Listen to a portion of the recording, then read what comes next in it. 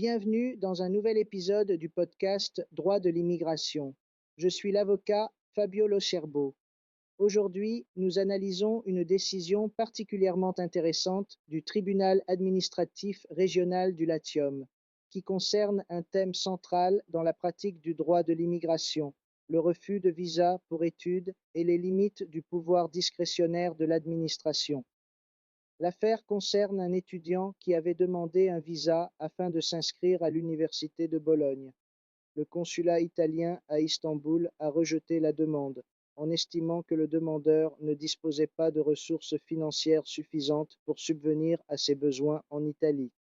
Il s'agit d'un motif de refus très fréquent.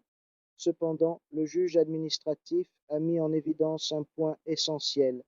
Il ne suffit pas pour l'administration d'affirmer que les ressources sont insuffisantes. Elle doit le démontrer à travers une instruction complète et sérieuse.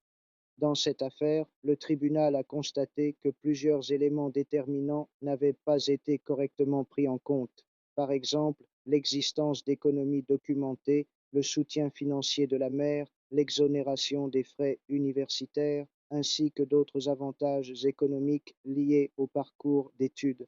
De plus, le demandeur était un jeune étudiant sans revenus propres, ce qui est parfaitement normal.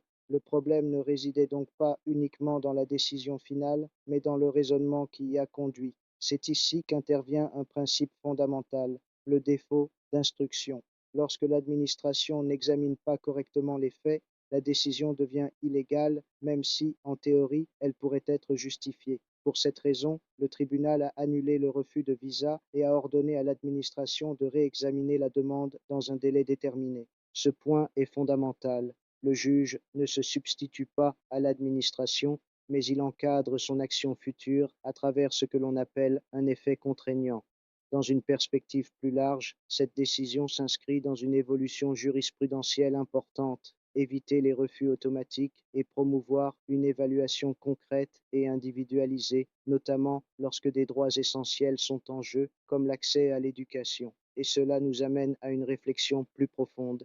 Le visa étudiant n'est pas seulement un titre d'entrée, il constitue souvent la première étape d'un parcours pouvant conduire à l'intégration, à l'emploi et à une stabilisation sur le territoire. Le refuser sur la base d'une analyse superficielle revient à interrompre ce parcours avant même qu'il ne commence. La conclusion est claire. Dans les procédures administratives en matière d'immigration, la qualité de l'instruction est déterminante. Il ne suffit pas de dire non.